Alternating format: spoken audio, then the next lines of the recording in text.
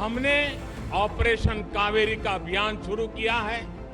दोस्तों, साल 2017 में तत्कालीन विदेश मंत्री सुषमा स्वराज ने एक ट्वीट किया था कि अगर आप मंगल पर भी फंसे हैं तो वहां भी भारतीय दूतावास आपकी मदद करेगा।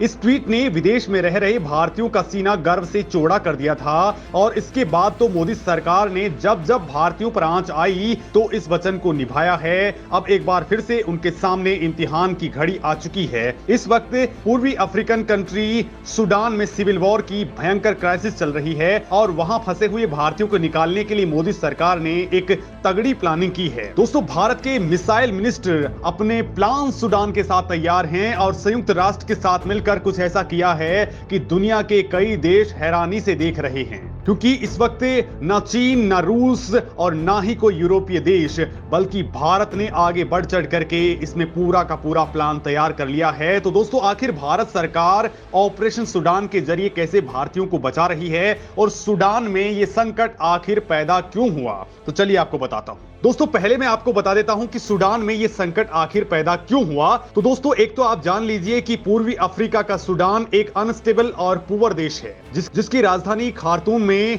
भीषण झड़प चल रही है। इस पूर्वी अफ्रीकन कंट्री की राजधानी खार्तूम में मैन एयरपोर्ट सेना और अर्ध सैनिक रैपिड सपोर्ट फोर्स यानी आरएसएफ के बीच में ही संघर्ष चल रहा है, जिसमें 500 से ज्यादा लोग मारे जा चुके हैं और 4000 से ज्यादा लोग घायल बताए जा रहे हैं, जिनकी संख्या लगातार बढ़ रही है। दोस्तों, यहां अक्टूबर 2021 में ही तख्ता पलट हुआ था, जिसके बाद यहां हालात बेकाबू हैं। इस वक्त इस देश की कमान सेना प्रमुख जनरल अब्दुल फतेह बुरहान के हाथ में है, तो उनके विरोध में रैपिड सपोर्ट फोर्स के जनरल मोहम्मद डगलो जो रुकने का नाम नहीं ले रहे। लिहाजा खार्तूम में 850 किलोमीटर दूर लाल सागर पर पोर्ट सूडान से कई देश अपने नागरिकों को निकालने में लगे हुए हैं। भारत ने भी अपने नागरिकों को निकालने की कोशिशें अब लगातार तेज कर दी हैं। सूडान में भारतीय दूतावास सूडानी ऑफिसर्स के अलावा संयुक्त राष्ट्र, सऊदी अरब, संयुक्त अरब अमीरात, मिस्र और अमेरिका के साथ मिलकर के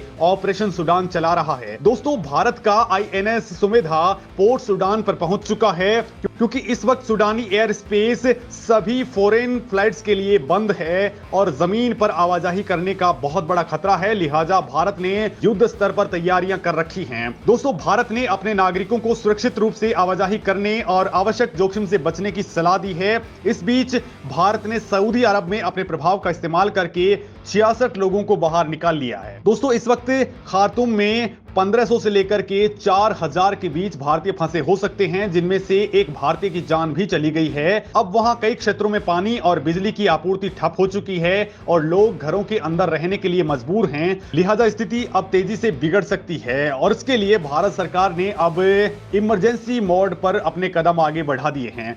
हमने ऑपरेशन कावेरी का अभियान शुरू किया है और वहां से हमारे लोगों को सुरक्षित लाने का काम प्रारंभ हो चुका है और उसकी निगरानी के लिए हमारी केरल की ही संतान और मेरी सरकार के मंत्री मुरलीधरन जी को मैं उसकी निगरानी के लिए वहां भेज रहा हूं, ताकि ऑपरेशन कावेरी बहुत तेज गति से हम सफलतापूर्वक पूर्ण करें।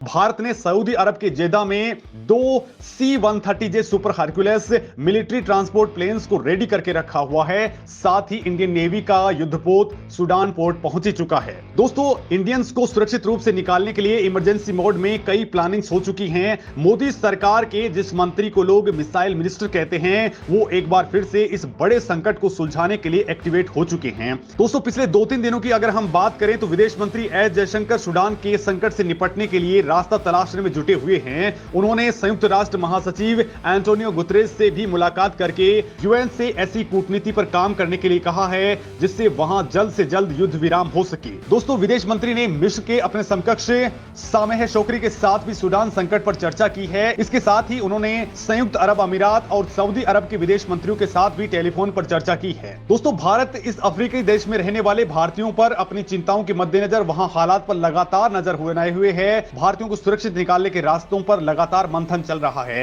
एस जयशंकर ने कहा है कि सूडान में सीज फायर के लिए संयुक्त राष्ट्र लगातार कोशिश कर रहा है और यह काफी जरूरी भी है। जब तक सीज फायर नहीं हो जाता है, वहां से सुरक्षित कॉरिडोर उपलब्ध नहीं हो जाता है, तब तक वहां से लोगों को निकालना बहुत मुश्किल होगा। भारत का लगातार यहां पर इंटरेस्ट है क्योंकि हमारे भारत के लोग वहां पर फंसे हुए हैं। तो वहीं दोस्तों, विदेश मंत्री की सक्रियता के साथ ही पीएम मोदी ने भी एक हाई लेवल मीटिंग बुलाई, जिसमें पीएम मोदी ने हर जरूरी कदम उठाने के लिए निर्देश दिए हैं। इस मीटिंग में विदेश मंत्री के अलावा राष्ट्रीय सुरक्षा सलाहकार अजित डोवल, सूडान में भारत के राजदूत, एयरफोर्स और नेवी के चीफ, विदेश और रक्षा मंत्रालय के शीर्ष अधिकारियों ने इसमें पार्टिसिपेट किया, जिनको पीएम मोदी ने निकासी अभियान को तेज करने के लिए कहा है। दोस्तों, बड़ी बात यह है कि सूडान में अभी 72 घंटे का सीज फायर होने का ऐलान हुआ है, लिहाजा भारत सरकार ने अपने इमरजेंसी प्लान को आगे बढ़ा दिया है। भारत सरकार चाहती है कि युद्ध विराम होने पर भारतीयों को सुरक्षित बाहर निकाल लिया जाए। जयशंकर और यूएन चीफ की बातचीत में भी इस बात पर तगड़ा फोकस रहा था। सरकार की ओर से भारतीयों से कहा गया है कि वो जहां हैं वहीं रहें और बाहर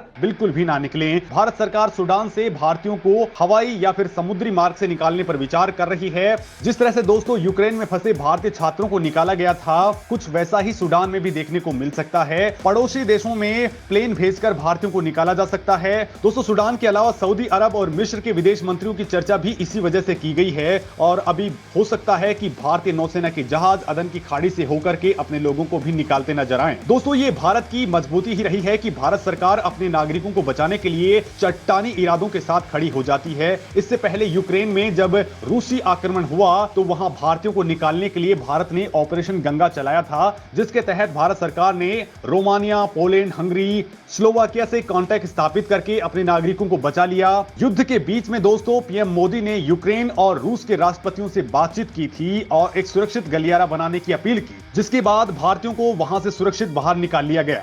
उससे पहले दोस्तों, कोरोना टाइम में भी विदेश में फंसे भारतीयों को वापस लाने के लिए वंदे भारत मिशन शुरू किया गया था, जिसके जरिए 30 अप्रैल 2021 तक करीब 60 लाख भारतीयों को सुरक्षित अपने वतन वापस लाया गया। साल 2015 की 27 मार्च को जब अरब देशों के सैन्य संगठन ने यमन में घुसकर हूती विद्रोहियों पर अटैक किया था, तो यमन की सरकार और हूती विद्रोहियों के बीच तगड़ा संघर्ष शुरू हो गया। और दोस्तों, उस दौरान सऊदी अरब ने भी अपने देश में नो फ्लाई जोन घोषित कर दिया और उस वक्त यमन में 5000 भारतीय फंसे हुए थे। लेकिन अपनी कूटनीति के दम पर मोदी सरकार ने समंदर के रास्ते सभी भारतीयों को निकाल लिया। तो वहीं इससे पहले 2015 में ही जब नेपाल में भीषण भूकंप आया, तो उस दौरान मोदी सरकार ने ऑपरेशन मैत्री के जरिए 5000 से ज्यादा भारतीयों को वायुसेना और भारतीय विमानों के जरिए हिंदुस्तान वापस ले आए। और दोस्तों, इस तरह के ऑपरेशंस में भारत ने दुनिया के सभी देशों की मदद की है, फिर वो चाहे यूक्रेन में फंसे पाकिस्तानियों की मदद क्यों ना हो। और दोस्तों, इसी बात से दुनिया भर में फंसे हुए भारतीय भारत सरकार और भारत के लोगों पर गर्व करते हैं कि वो जब भी संकट में फंसते हैं तो भारत उनको बचा करके निकाल लेता है।